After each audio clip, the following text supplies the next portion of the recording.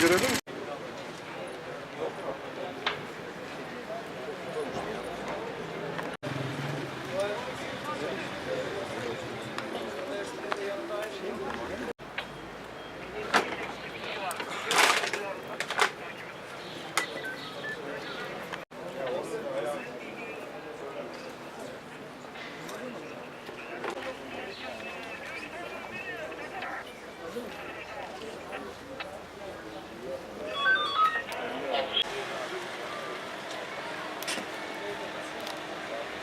Sen de bu sende de bıraktın ya gerçek işte. Bir saat daha bu müşteri.